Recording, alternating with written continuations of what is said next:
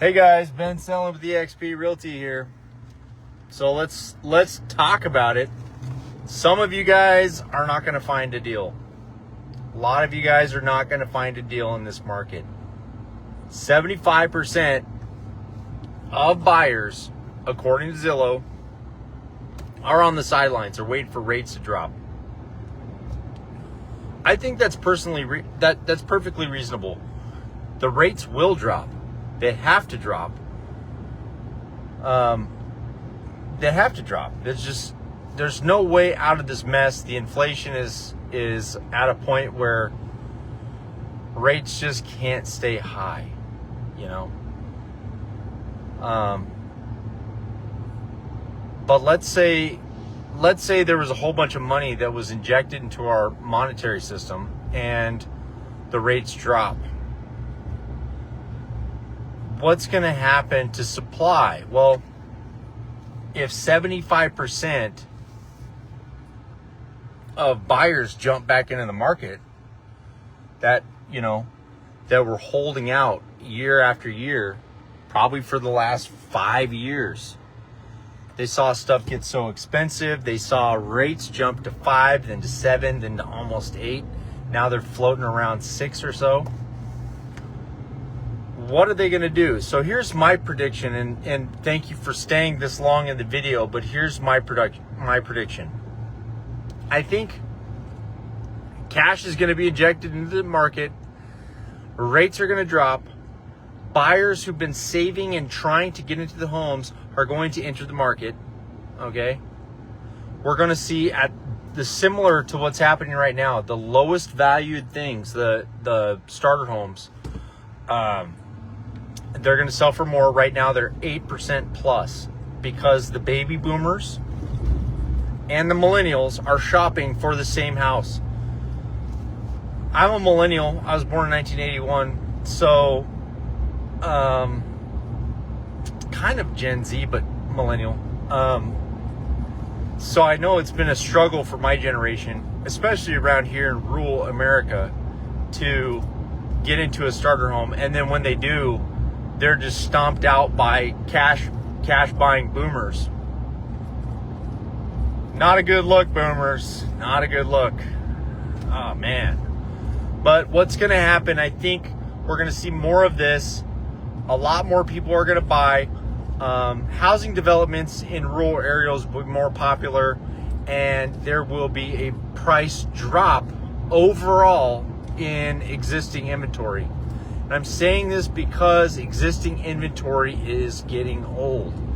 It's really expensive right now, and it's not getting cheaper to remodel a home.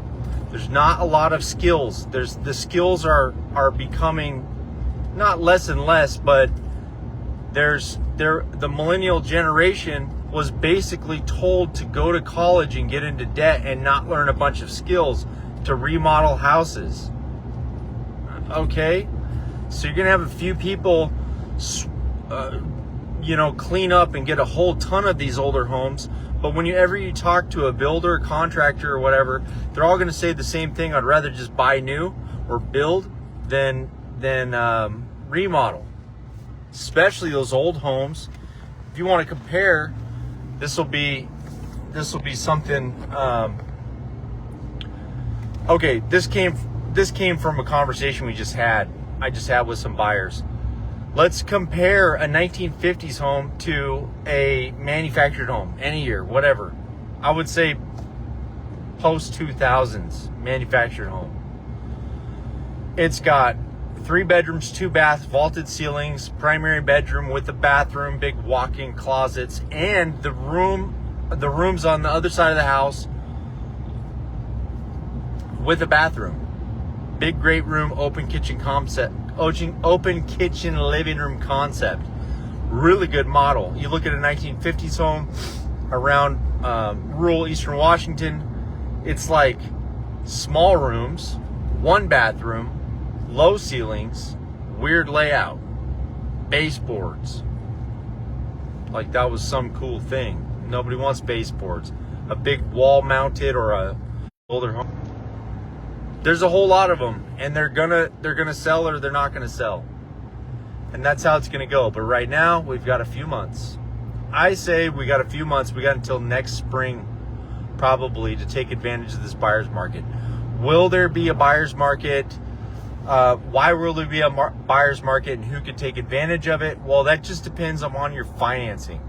I know the rates are high really right now, but the rates will drop, and you can refinance. It's not free, okay? It's not free to refinance. It'll cost you money. So you got to calculate whether it's going to be worth it or not to get a lower payment.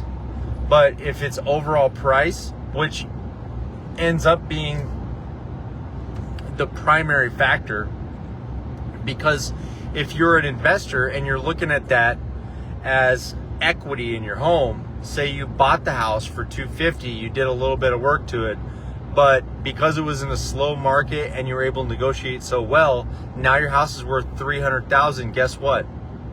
Drop your PMI, your mortgage insurance, because you own more than 20%. Okay, you got 50% or $50,000 equity just because you bought at the right time for the right price. Great. Now, why would you want that? Because if I borrow, here's something that, please don't say I'm an advisor, but if you borrow against your home, it doesn't count as income. You do not get taxed on debt. You can borrow from your home's line of credit, like your equity line, and go buy something else. You can fix up your house. So that's why you'd want to get in this market. If you're struggling to find a deal and it would make you house poor, you don't want to buy that house. Only buy a deal that's going to be a good deal. But the benefit to buying in this market is there's a lot of sellers that are sitting on the market for months and months and months. And if you want to buy something at a good price, you go to those sellers and say, hey, I noticed your house is empty. What can you tell me about empty houses? Well, I tell you what, if it's empty, you're paying for it and you're not living in it. No one's living in it. No one's paying for it. You're paying something. You're paying taxes, maybe utilities. Maybe you have to keep the heat on in the winter, or you have to keep it semi-cool in the summertime, because if you want it shown and it's boiling hot, people just walk through it as quickly as possible. Sellers are open to negotiating. I think sellers are wise. Like, there's a lot of people that are like, oh, okay, well, we're just going to take our houses off the market and rent them out. Have you ever had a renter? Have you ever had a renter? I've been a renter. It's hard to have renters. It's hard to be a renter. That relationship is not the friendliest relationship. And sometimes your renters don't care about you or your house. So negotiate with those people. Get a good deal on the price. The good deal on the price is what matters. Back when there's competition, when the rates are good, and they will get good again. But when there's competition and the rates are good, you can't take those large swings, and those prices are going to go up, whether you would like to think about that or not. Like, say you think a house at $250,000 or $300,000 is too expensive, but now we've got competition because we have to buy something while the rates are low. We saw them high, now they got to go low, so you can suddenly finance $20,000 more, and there's competition. Those prices are going to go up. It's not the best thing, but I think we have about 6 months. Good 6 months. 6 months to take advantage of this. Buy what you can. Every market has an opportunity, and if you've had a hard time with one seller, guess what? I know for a fact it works to go from house to house to house to house and put offers on multiple houses at prices you think are reasonable. Yeah, some sellers may think that's rude or whatever, but some sellers will take your offer. It's just the way it is. Anyways, hope you're having a wonderful evening.